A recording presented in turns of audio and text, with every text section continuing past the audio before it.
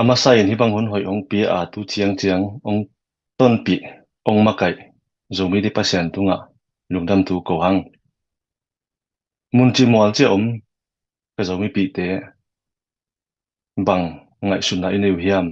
tu jing sang tu zan le tu sun hunina igam i leitang I khopi nei sun sun te vai vut suak mai chi ngai su chiang ina na ngai sunna na lung sima bang om hiam chi tu jing tu sun ina tunita kina kingai sun thak ni china ong chial phanwa ming adia kholin lam ka pan ni tum na lam zo gam pan ka hi na to ki ton ton ina ni swa na lama ka zo mi pi te ka khang no pi te ong challenge no aming ni tum lama zo mi pi khang no te bel zo gam hut na ding in amanu hi no na ki manu hiam zo gam leitang nga ki mateng lain a chi ma bangina zo gam leitang nga ki ding ina ken san na lungsima ine hiam nei ding hi hang china ong chial no aming itadim ton jang ti kha I khwate in kang khong ngu tak chiang ina keizong kaneu lai na in kang ki cha victim athuak tu anei khang ngeing bangza ta hamsa hiam bangza ta ngai hwai hiam chi ana phokha ka he manina a in akang te alo akang te a hi ta zong ina agal tai te ZPCC fundraising committee in ong thuak pi ma ung china ong gen pha eng mun chi mol che om ka zo mi pi te athak takin fundraising a hi na to ki ton tonina ong chial nuaming ong challenge nuaming tunina banga ya isep the banga ya ken ka sep the ichi hun hi ta hi kagam ading in ken kal swanning ichi the hun hi ta hi tunina nitum nitum na lama zomi ten ni swa na lama zomi te adinga he za ta a ong kilungai ong ki vei ta ong ki pia nun tak na ma abzong ong ki pi hia a hi na to ni swa na lama zomi pi ten zong tha san ni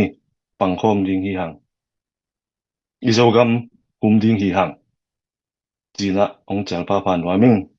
kimi mal ngai sunna a ka et tak chiang in mi tampi takte na lelu hi zolo hi a kem teu nu sia hi bang ong chi na ong gen ong chiam nui bol ma ta se leu ke ngai sut kimi mal ngai sunna bang om hiam chi le et sang na imam karmel bang ka et chiang ina poite na luang zathum lam to alei himo ku hi to jong aki kha hilowina ei pen aki hin hia hi zo hi hang iko pi te abit theina dinga akhang atek akhang te a dinga bit zok na ding lungmuan zok na ding chi mana izomi gal kap te pen aki hem khia a hi nawa tuna ama ki hep khiak nunga hidana I to pen kwate mo a kwate hang hiam chi zong hoi takin kingai sunni to zo chengin kingai sunna khanon lew lewa tu sung teng pen ipoite na twaza donga luang aza thum aza li lama zong sidingu to pen ama ngai sunna pena bangom ding hiam ti bang ke bangin ke mi mal ngai sunna a an ngai sun twaza donga luang twaza dong aki kham ama ki kham pena ma wadinga a in kwan te ke zong pungam lo dingu a sing noi gamola zong aluang pen amwa zong tampi tak om ding hi ke umo thuong gen hing paseni nong pan pi zia to zong aki ton ton dinga ke umo na to bang hang a ta a ithuak nung poite na igam ong dowa igam ong lak soma I in ilo te ine ilam te poite le amao to akithwa pi te na hidan donga ong hi nuwa abang thu to akiton to na zoro ki chi te na lem na gen ding ong chi mo ku hiam ke ngai su na bil hun nai lo hi chi phot king lem na de lo bel om ke hang tua za donga luang ki khama amao igam a igam ong lu a hi le to pen ma bana e hi zo mi te pen mi mai mai lo hi we chi ong theu hi dinga ken bel mo hing to manina ka zo mi pi te tha san ni pasian hing nei mi nam hi hang pasian ni nong pan pi hi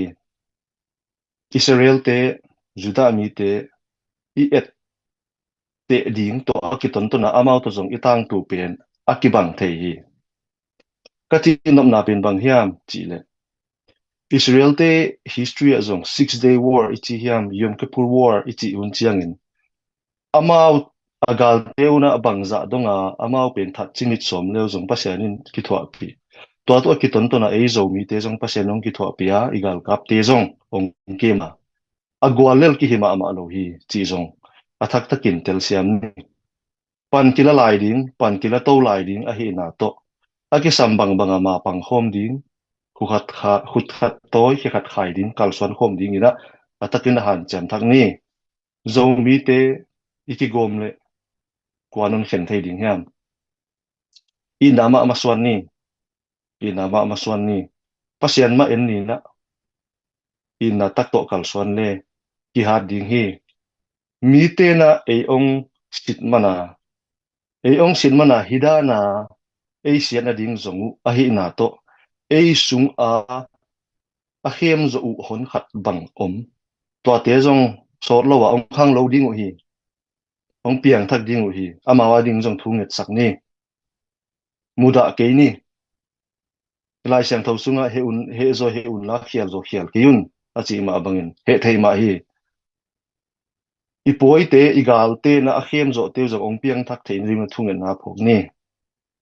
to ki ton ton ya zo mi te pasian hing hi zo mi te pasian ngom pi hi ma swan ding swan je lai ding gwal zo ding hang zo mi zo gam take ma swan zel ding gwal zo ding ti to pasian a kinga komina thunget na to ma pangle gwal zo na pen e ya ong hi ding hi tung sia ti za dan sia mina kigen sian na kimo sak na te top sanina ki to na ding lampi zongina ki kum khomina ma pang khom ding hi hang galo gal sat huna gal sat khom ding sak huna la sak huna ki pa khom ding da khom ding te hi hang pasianina mun chi mol chia zo mi te mi khat chat tunga gam i na leitang i na minam i na ong thak swa sak hen la ki na to pasian ma maswana kal swan khom ding in mi mal khem pe pasianin tupa ong pe chata hen si in ong pasian minin thupa ong pia ing lungdaming